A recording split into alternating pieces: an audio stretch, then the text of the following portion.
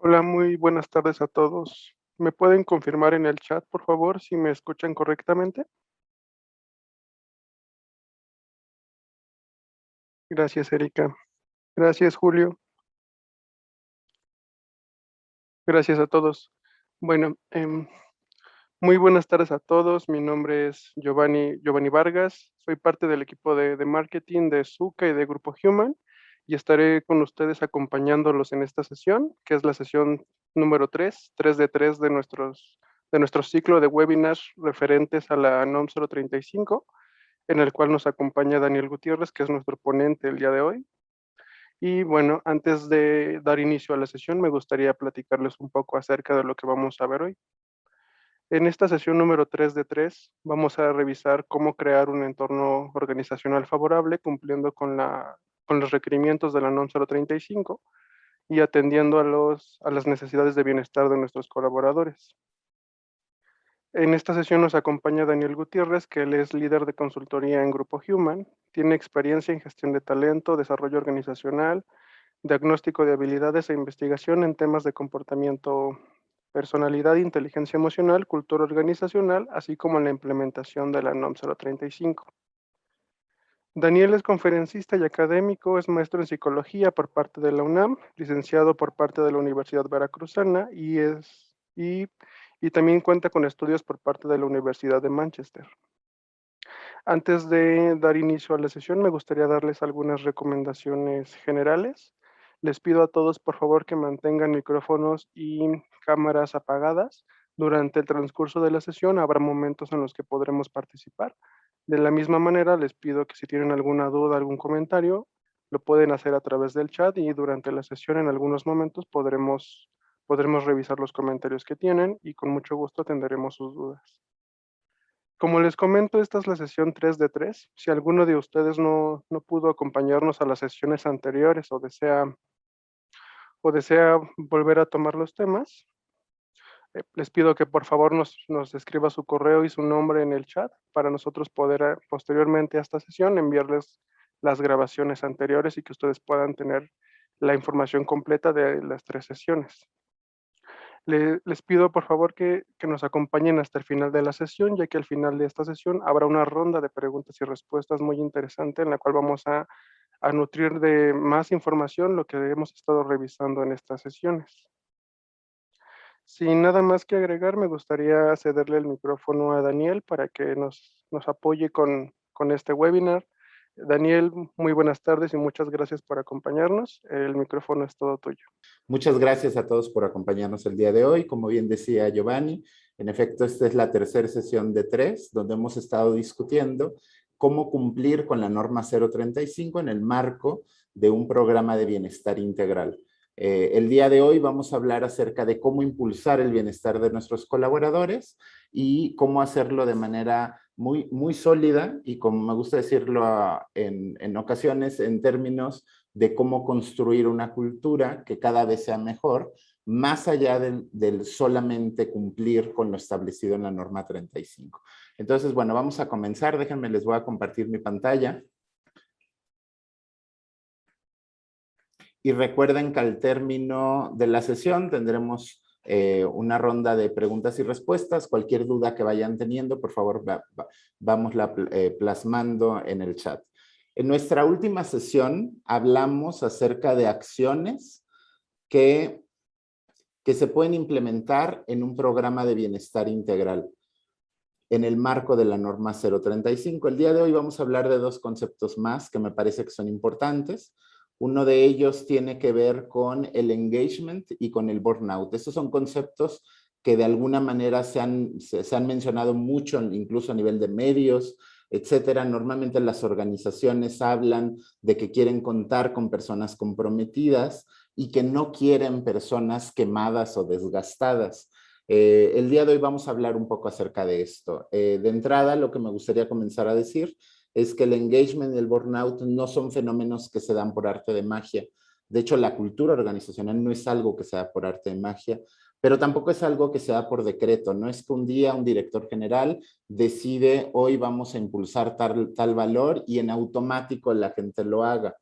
Estos dos conceptos en particular, engagement y burnout, tienen mucho que ver con el concepto de prácticas. ¿Qué es una práctica? Una práctica es todo lo que se hace, todo lo que ocurre en una organización, cómo ocurre, es decir, todas las organizaciones a lo mejor tienen un proceso de reclutamiento y selección, pero la forma de hacerlo es lo que puede incidir en un resultado o el otro. Por ejemplo, todas las organizaciones, por lo menos en concepto, tienen también mecanismos de retroalimentación con sus colaboradores. La forma en la que lo hagan pueden generar engagement o pueden generar burnout.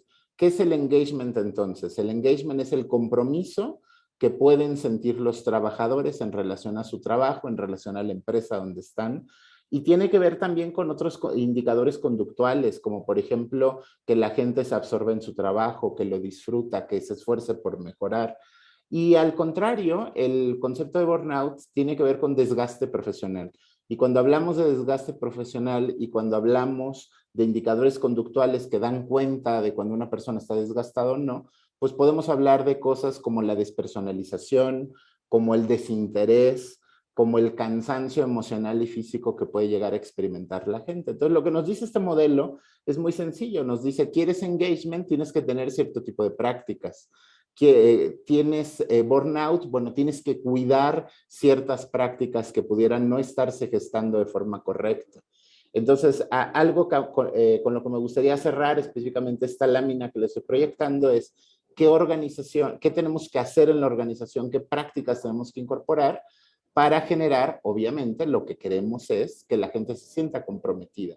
Y en este sentido, hay dos tipos de prácticas. Esto que les estoy mostrando está basado en un modelo muy conocido, ya de probada investigación, digamos, pero lo que nos dice es que las prácticas que tienen lugar en la organización básicamente se pueden dividir en dos tipos. Una que son los factores higiénicos y otro que son los factores de motivación. ¿Qué es esto? Esto que vamos a mencionar a continuación son cosas que tienen lugar en todas las organizaciones, de una manera o de otra, bien o mal, más o menos bien ejecutadas o más o menos mal ejecutadas, pero que ahorita que veamos cuáles son estos factores, pues nos va a hacer mucho sentido en términos de que vamos a poder determinar incluso cómo estamos hoy en la organización en la que trabajamos al respecto.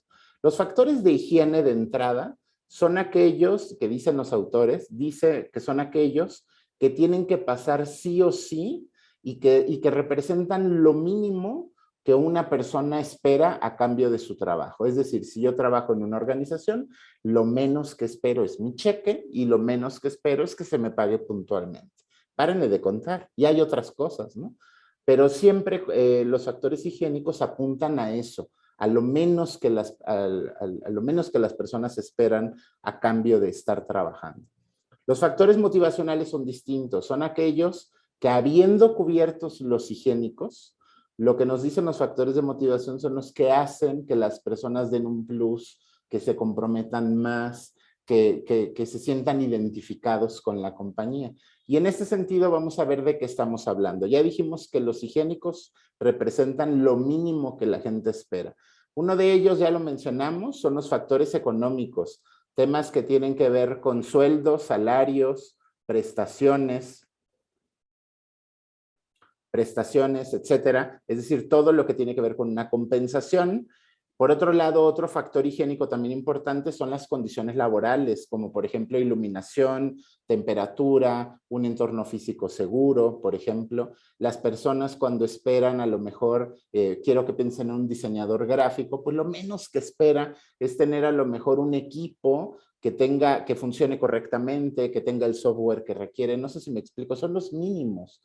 Y hay otros factores higiénicos que tienen que ver con la seguridad. Y aquí hablamos, por ejemplo, de temas como seguridad social, pues que a lo mejor haya un privilegio o privilegios que tienen que ver con la parte de antigüedad, si hay un problema, cómo se procesa, si hay un procedimiento para establecer o para identificar quejas, reglas de trabajo justas, políticas y procedimientos. En pocas palabras, tiene que ver con la certeza que una persona tiene en relación al ejercicio de su trabajo y de cómo es apreciado o compensado.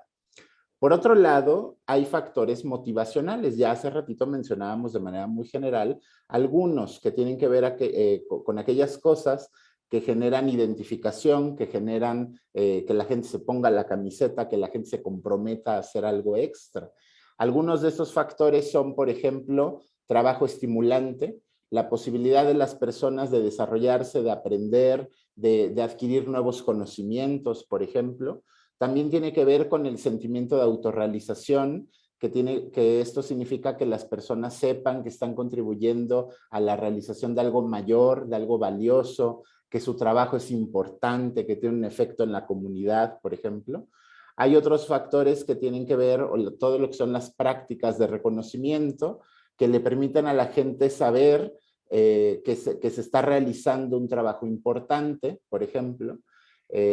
Hay otro factor que son oportunidades de desarrollo, que significa que las personas puedan capacitarse, pero que también puedan acceder a opciones de movilidad, a lo mejor un plan de carrera, es decir, que las personas sepan que si se quedan en esta compañía es porque hay un futuro y que hay algo que se espera de ellos y que ellos pueden esperar algo a cambio, por ejemplo.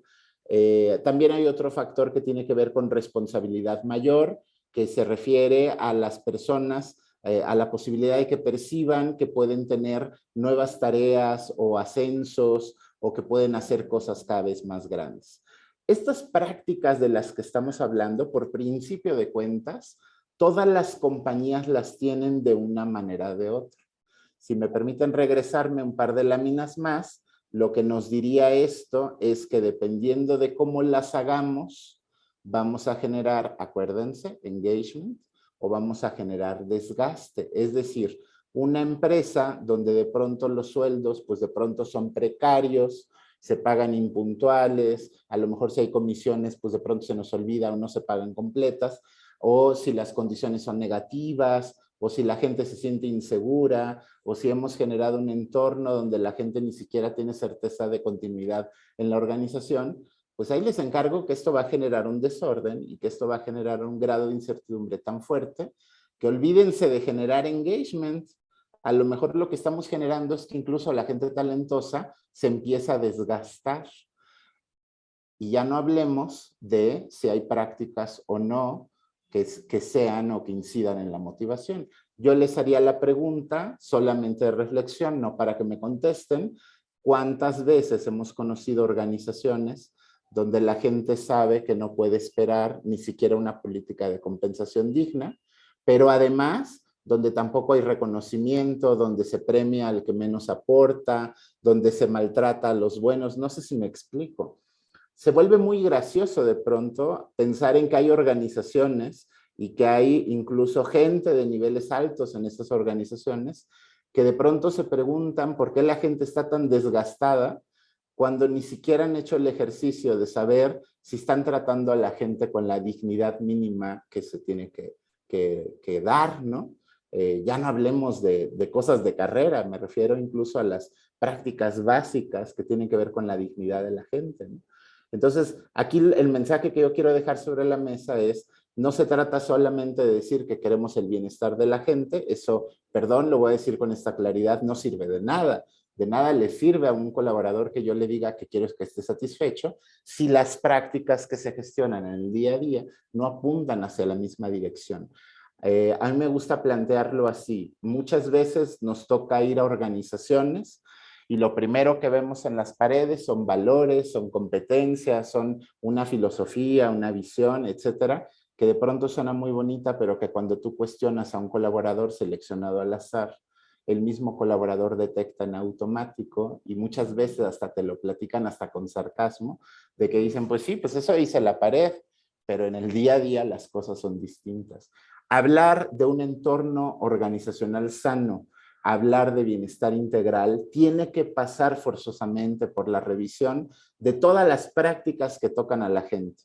No es algo que se pueda desvincular, sobre todo si lo que queremos es más allá del cumplimiento estrictamente de una verificación de la autoridad de la Secretaría del Trabajo, si lo que en realidad nos interesa es generar una cultura que sea constructiva y que promueva la motivación y que promueva la innovación y que promueva la productividad. Los líderes en este sentido tienen un papel fundamental. No hay manera de implementar un programa de bienestar verdaderamente integral, no hay manera de generar una cultura organizacional positiva si los líderes no participan? En este sentido, yo les preguntaría, ¿cómo le hacemos para tener mejores líderes que modelen en otros la cultura organizacional que deseamos? Y fíjense la palabra que ocupé. No puse que definan, no puse que expliquen, no puse que platiquen, dije que modelen. La palabra modelar es una palabra que tiene una connotación muy específica y que tiene que ver con la posibilidad de los líderes de no solamente platicar la cultura organizacional que se desea, sino de ejemplificarla y de que sirvan como modelo y que sean ejemplares en cuanto a esto. ¿Cómo le hacemos? ¿Cómo le hacemos hasta para que los líderes estén sensibles en cuanto a su rol real en una organización? Y aquí hay una frase que estoy poniendo en la lámina hasta abajo, que a mí me gusta mucho y que estoy seguro que todos la hemos oído muchas veces, que dice que los trabajadores no renuncian a la organización, renuncian a sus jefes. ¿Qué significa esto? La organización puede tener muchas cosas positivas, pero si los líderes no son capaces de vivir esa cultura, si no son capaces de tratar a la gente con dignidad, pues olvídense de todo lo demás. Recuerden que en el chat me pueden ir poniendo las preguntas que vayan surgiendo y al término de la plática vamos a establecer un espacio para contestarlas.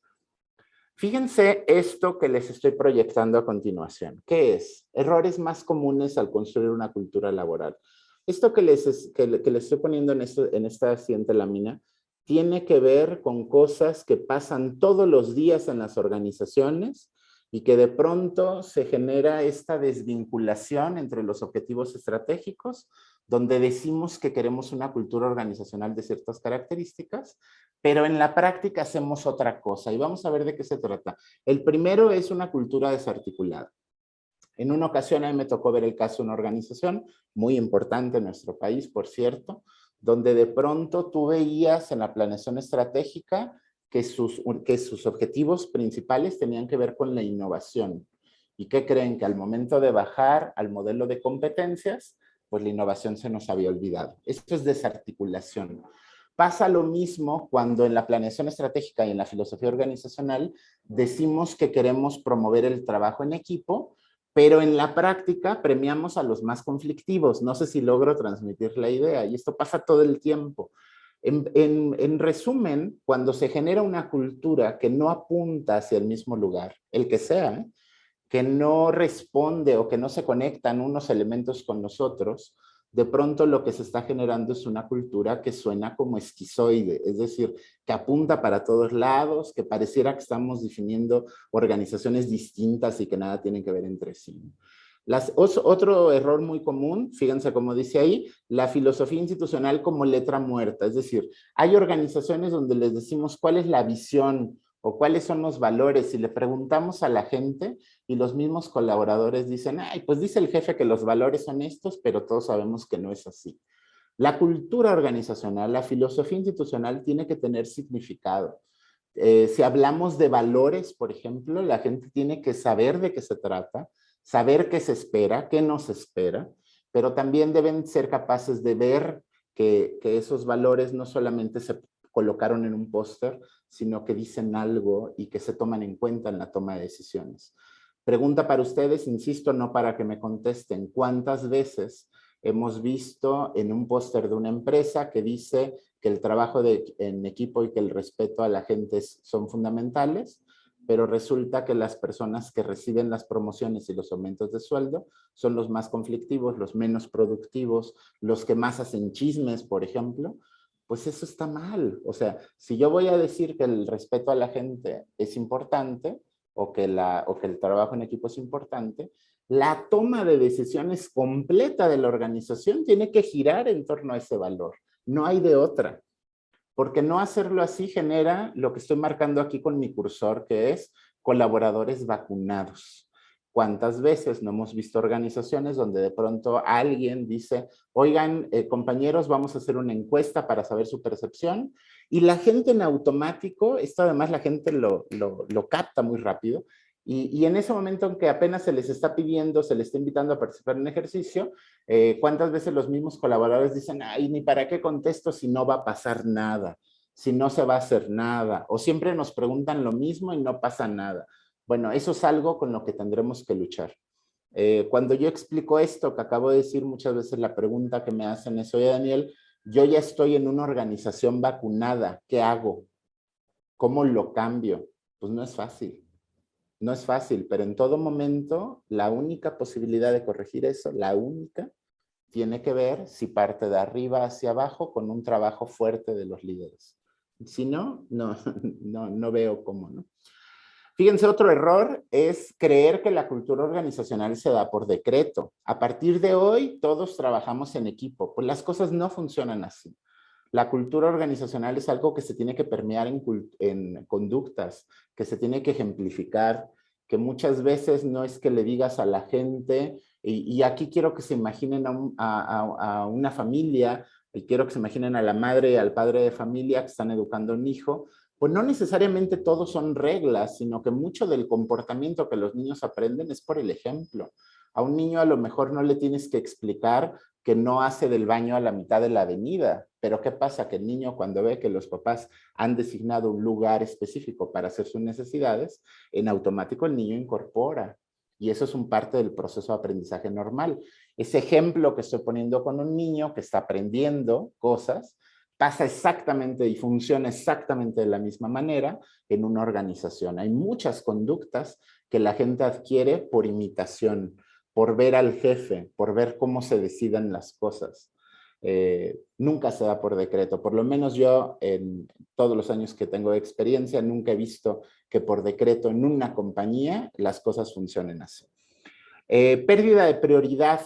Este es un error muy común que de pronto le pasa en muchas organizaciones que definen planes estratégicos y a las 2 semanas ya se nos olvidó y ya estamos en otra cosa. Eso es un error muy frecuente que hablaría de la incapacidad de la dirección, de la incapacidad de los líderes para definir un rumbo fijo y para mantenerse en él. Ojo, no estoy tratando de decir que los cambios no se permitan. Claro que la organización se tiene que adaptar. Parte de las características deseables en los líderes tiene que ver con ese proceso de adaptación. Aquí me refiero más bien a cuando se deciden cosas, pierden prioridad, se nos olvidan y de pronto lo único que se genera es un desorden en la organización. La filosofía institucional tiene que ser rectora de las decisiones. Si mi filosofía institucional dice que la innovación es importante, yo voy a promover al innovador. Yo le voy a dar el incremento al sueldo al innovador, por decir un ejemplo bien burdo. La filosofía tiene que convertirse en letra viva, en texto, sí, en palabras, sí, pero que se traduzcan en acciones y que se vivan. Los colaboradores, y esto es algo que yo quisiera dejar mucho sobre la mesa, los colaboradores, el que sea de cualquier nivel jerárquico, de cualquier nivel educativo, las personas somos especialistas en detectar incongruencias. Los colaboradores de cualquier organización son los primeros que van a captar cuando el mensaje que se les está dando está vacío, está desarticulado o carece de verdad, o es, como decimos muchas veces, es hasta, hay discursos que uno los oye y de pronto uno sabe que hay hasta hipocresía atrás de ello, no sé si me explico. La gente esto lo detecta y lo detecta a la primera. Entonces, con esto lo que les quiero decir es que uno de los errores más comunes es que muchas veces todas estas inconsistencias que se generan en la organización, pues lo peor es que muchas veces creemos que la gente no se va a dar cuenta y esto no es así. Y esto, en lo que se traduce, pues ya lo dijimos, es en burnout, es en desgaste profesional, pero también es en vacunar a la gente y no me refiero en el sentido positivo, ¿no? Cuando esto se hace y cuando esto se hace con cuidado y cuando a los líderes se les sensibiliza acerca de su rol real en relación a la gente, en relación a la cultura, normalmente se pueden apreciar muchos efectos positivos. Obviamente la gente en un programa de bienestar integral pues se va a sentir mejor, va a tener mejores niveles de energía, incluso temas de salud. Por ejemplo, organizaciones que de pronto están trabajando con la salud de la gente, pues podemos ver hasta mejoras en casos de hipertensión, por ejemplo, peso, por ejemplo, ¿no? Entonces, estos son indicadores que se ven de manera muy notoria, ¿no? Pero también tienen un efecto directo en la satisfacción del colaborador, es decir, un mejor clima organizacional. e incidimos también en mejores líderes, en mejor desempeño. Es que además lo que yo quiero transmitirles es que cuando una organización tiene mejores líderes, eso genera como un efecto, ¿cuál es la palabra? Se me acaba de olvidar, como ondas expansivas que le pegan a la gente desde distintos ángulos. Hemos hablado ya en sesiones previas en relación a la norma 35 y en relación a los factores que tienen que ver con riesgo psicosocial, y algunos de ellos tienen que ver con cargas de trabajo, con equilibrio en la vida familiar y laboral, con jornadas de trabajo, con respeto, con ausencia de conductas de violencia o de acoso, por ejemplo. Y todo esto que estamos diciendo ahorita tiene que ver con el liderazgo y con la manera en la que los líderes resuelven el día a día, pero también con el cómo se relacionan con su gente. Entonces, cuando logramos mejores líderes, en automático también le estamos pegando a todo lo demás. Menor ausentismo, menos accidentes, menos rotación, mejor gestión de prioridades. ¿Por qué? Porque un buen líder también es aquel que sabe transmitir las prioridades reales del negocio, por ejemplo. Y en resumen, al crear un entorno organizacional cada vez mejor, pues obviamente la gente talentosa tenemos la posibilidad de retenerla. ¿Qué pasa en muchas organizaciones? Que las prácticas no se cuidan, se hacen desarticuladas, y ¿dónde se nota? En que la gente buena y la gente que trabaja y la gente que está comprometida, pues de pronto es la primera que se va porque no somos capaces de crear un entorno organizacional que aproveche sus habilidades. Básicamente esto es lo que les quería mostrar. Como pueden ver, no debemos ver, y ese es un poco el mensaje que les quiero dejar, no debemos ver un programa integral de bienestar y el cumplimiento de la norma 35, no lo debemos ver como algo desvinculado, sino como acciones que se conectan al 100% para generar una mejor cultura laboral. No sé si hasta ahorita alguien tenga alguna pregunta, déjenme abrir el chat para ver los comentarios que había. Me parecía que Jorge estaba levantando la mano. Si quieres poner tu pregunta, Jorge, tus comentarios, por favor.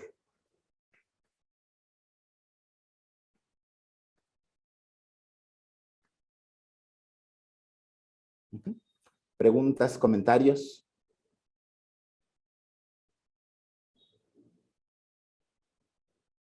Déjenme revisar en el chat a ver si hay algún comentario. Bueno, hay comentarios de que sí se estaba escuchando bien. No sé si alguien tenga alguna pregunta o algún comentario. Ya prácticamente estamos concluyendo. Dice Agustín Reyes, información muy clara para el tema. Muchas gracias, Agustín. Esperamos que les sea de utilidad. Recuerden que si desean recibir mayor información, pues se pueden acercar a nosotros. Al término de esta sesión, ustedes recibirán un correo, tanto con la grabación como con las láminas que revisamos el día de hoy, y también van a recibir información complementaria respecto a cómo implementar un programa de bienestar integral. Entonces, y obviamente si hubiera alguna duda o comentarios, pues estamos por supuesto acá a la hora. Comenta Heidi, ¿nos pueden enviar la sesión 1 y 2? Sí, Heidi, podríamos hacerlo, por supuesto. Andrés Sánchez pregunta, buenas tardes, ¿nos podría mandar la sesión anterior? Por supuesto que sí. Tomamos, Andrés, nota de tu correo electrónico para hacértelo llegar. Y bueno, Heidi dice muchas gracias. No sé si haya más comentarios, preguntas, inquietudes. Pregunta Paola, ¿cómo proponer este programa a líderes sin que lo vean como un gasto? Muchas gracias, Paola. Una de las formas de hacer esto, como de enmarcarlo, es que los programas de bienestar y los programas de atención a los factores de riesgo psicosocial inciden de forma directa en aspectos como productividad, como innovación y como motivación. Gente desmotivada, su trabajo siempre va a ser de menor calidad que alguien que trabaja con ganas, con entusiasmo.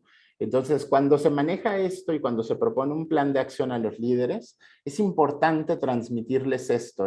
No es solamente hacer acciones para que no nos pongan una multa. Digo, claro, no queremos una multa.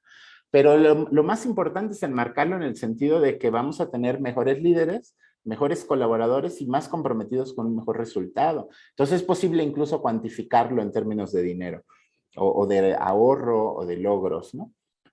Comenta Isela García, me interesan las sesiones previas, te las vamos a compartir, muchas gracias.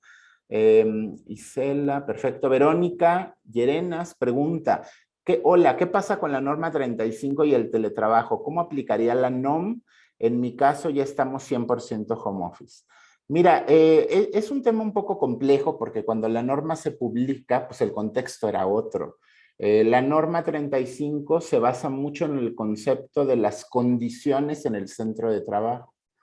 Y una cosa es el centro de trabajo en la oficina donde yo estoy y otra cosa es si un día trabajo en mi casa y la pregunta que tendríamos que hacer aquí, que no necesariamente está resuelta, es si esa casa es mi centro de trabajo. No sé si me explico. Lo que tiene que hacer la organización al final del día es generar evidencias de que hay acciones preventivas de los factores de riesgo psicosocial. Entonces, déjenme darles un par de ideas. Hay organizaciones que hoy día, aunque la gente esté trabajando desde casa, pues a lo mejor les proporcionan contenidos de cómo manejar el estrés, de cómo manejar o cómo establecer prioridades en su trabajo. Y todas estas evidencias le van a permitir a la organización el mostrar ante un acto de inspección de la autoridad que pues están haciendo cosas. Y eso es lo importante, ¿no? Pregunta Julio Beristein, pregunta, solicito sesión 1 y 2, cuenta con ello. Sandy Aguilar también, bueno, está pidiendo los materiales previos. Igual Adriana Morán, perdón, Ivonne también, Jorge Galindo. Las empresas que ya tenemos aplicando encuestas de clima organizacional, ¿la NOM 35 se reconoce esta acción? Sí y no, Jorge. Es decir, dentro de tu programa de prevención, una encuesta de clima organizacional aportará elementos importantes para la toma de decisiones. Pero las encuestas de clima no sustituyen a las guías de referencia de la norma 35. En este caso, Jorge, la mejor sugerencia o la mejor recomendación que yo podría darte es aplicar las guías de referencia de la NOM 35 de la Secretaría del Trabajo.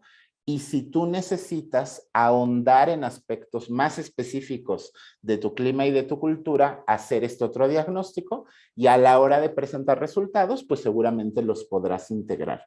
Pero clima no sustituye a la NOM y eso hay que decirlo con esa claridad.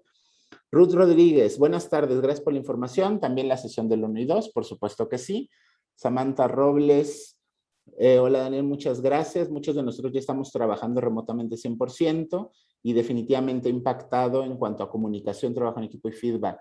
¿Tienes alguna recomendación para esta nueva forma de trabajo? Sí.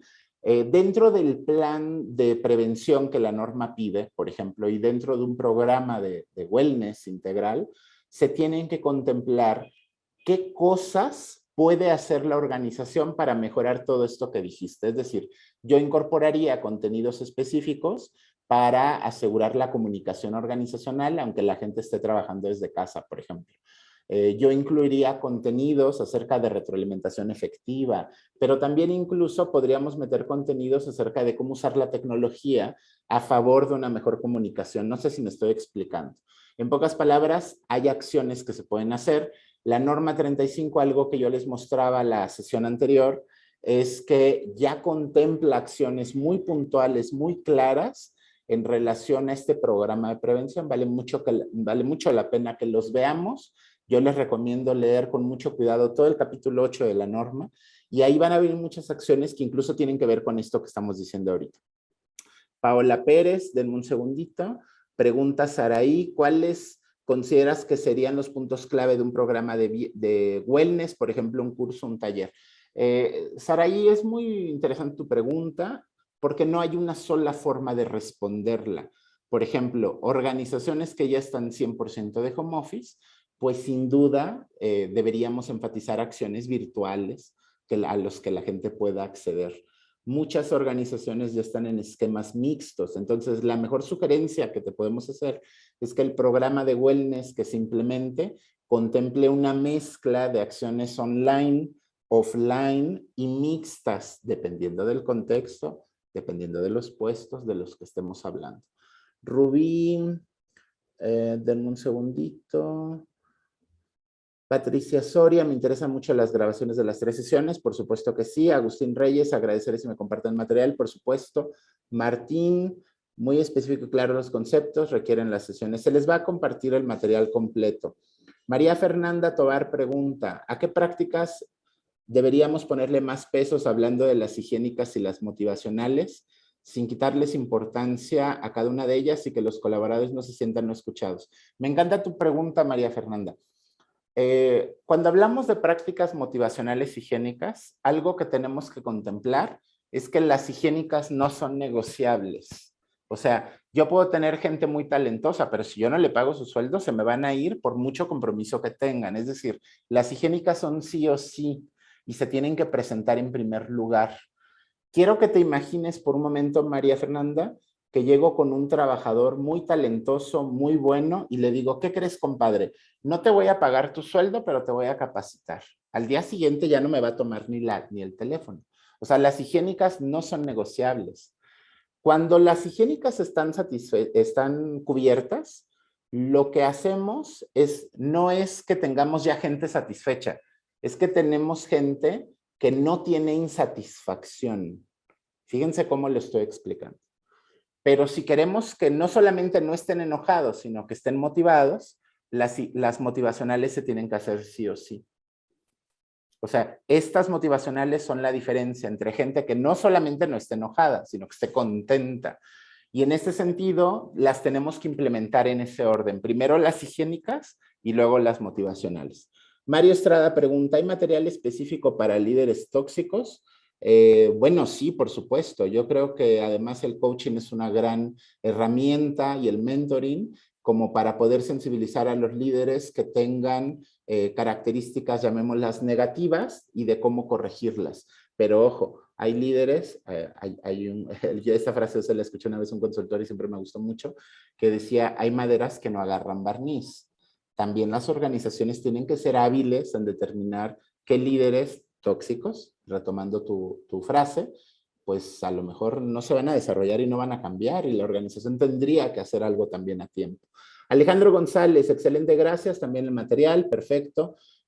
Mario, bueno, ya contestamos tu pregunta. Gustavo González, ¿qué tal? ¿Qué es más sano? ¿Primero aplicar la norma o el clima? Y si es sano aplicar las dos en un mismo mes. Yo creo que la norma, Gustavo, no es opcional, es mandatoria, es obligatoria por ley. Entonces yo empezaría siempre por ahí y después, insisto, si quieres profundizar en aspectos muy propios de la empresa, puedes meterte a clima y a cultura, sin duda, pero yo creo que sí es una buena recomendación cumplir primero lo regulatorio. Es sano aplicar las dos en un mismo mes. He visto organizaciones que lo hacen. Normalmente hacerlo tan junto puede ser pesado para la gente, pero he visto últimamente cada vez más organizaciones que sí lo están haciendo al mismo tiempo. Alejandro González pregunta, ¿el personal que salió como nivel medio en algún factor o categoría debe de ser tratado por un psicólogo? Según el contexto de la norma, Alejandro, lo que te dice es que tú tienes que darle tratamiento y un diagnóstico médico o psicológico a las personas que hayan acreditado el criterio de la guía de referencia 1, que es de eventos traumáticos severos. Es decir, no porque mis cargas de trabajo estén desequilibradas, no por eso me vas a mandar al psicólogo. Es si sufrí acontecimientos traumáticos severos y si tengo sintomatología de estrés postraumático, que esa es la guía 1. En relación a la guía 2 y a la guía 3, que es donde entran los factores de riesgo psicosocial, personas o áreas, déjenme decirlo así, que tengan un nivel de riesgo más alto o medio, lo que se tiene que hacer no es necesariamente un psicólogo, sino es un plan de prevención y un plan de acciones correctivas que la misma norma sugiere. Martín Arballo, la norma 025 en igualdad laboral y no discriminación tiene muchos aspectos similares a los que se piden en la norma 35. ¿Qué hacer al respecto cuando te solicitan la primera? Bueno, la NMX 025 todavía no es obligatoria para las organizaciones privadas. Por eso es que también yo diría empezar siempre por la 35, que sí lo es, que no es opcional. Sí tienen muchos elementos en común. Yo lo que haría por lo pronto es empezar por la 035, que es regulatoria, y después incorporar la NMX 25. Miriam Rivas, ¿en qué casos consideras que el colaborador debe ser canalizado con algún terapeuta? Cuando se cumplen los criterios de la guía de referencia 1, dicho en español, cuando han sufrido acontecimientos traumáticos severos y cuando tienen todavía sintomatología de estrés postraumático, Miriam. Mónica Sarabia, muchas gracias por el webinar. Yo también estoy interesada en las sesiones anteriores. Cuenta con ello, Mónica. Alejandro González, respuesta muy clara de mil gracias. Perfecto, pues hemos visto muchísima participación, cosa que les agradezco bastante. Déjenme ver por aquí si hay alguna otra pregunta que me hayan puesto en la parte de preguntas. Sin duda los líderes deben ser parte fundamental, programa de wellness. Bueno, todos piden el material anterior, se los vamos a compartir. Déjenme ver, bueno, básicamente ya están cubiertas todas las dudas. Recuerden que de cualquier manera van a recibir información nuestra y si alguien tiene alguna inquietud adicional, siéntanse cómodos y con la confianza de hacérnoslo llegar. Yo les voy a compartir también mi correo electrónico, se los estoy escribiendo en el chat en este momento. En caso de que tengan alguna pregunta, pues con toda la confianza estamos para asesorarlos. Pregunta también Alejandro Pronavet. No entiendo la pregunta, Alejandro, si nos pudieras ampliar un poquito más cuál es la duda. Miriam, ¿nos puede mostrar de nuevo el slide de acciones higiénicas? Por supuesto que sí. Es este. Aquí está. Estos son como que los factores que de alguna manera las organizaciones tienen que cumplir. Recuerden, sí o sí los higiénicos, eso es lo mínimo que debemos hacer. Y los motivacionales, si no solamente queremos que la gente no esté enojada, o sea, si los higiénicos yo no los cubro como organización, la gente va a estar enojada, punto. Cuando los cubrimos, pues no van a estar enojados, pero no necesariamente van a estar satisfechos, para lo cual eso lo que tendríamos que hacer es cuidar los factores motivacionales. Pregunta Martín Arballo, en el sector público la norma 035 y la NMX 025 son mandatorias. Es correcto, Martín. Las dos son obligatorias en sector público y en sector privado la NMX 25 es opcional. Sin embargo, es una mejor práctica también considerarla, ¿no? Alejandro González, Pronavet es un programa recomendado por el gobierno y tiene mucho de lo que expusiste, pero ¿qué tanto nos debemos apegar en nuestras acciones de control y prevención de este programa? Yo me enfocaría, Alejandro, en la norma 35, que es la más reciente, que es obligatoria para todos y que además ya te dice acciones súper concretas. Aunque haya, ¿cómo se llama?, coincidencias con el otro programa, la realidad es que es el de la norma 35 el que es obligatorio y creo que vale la pena empezar por ahí.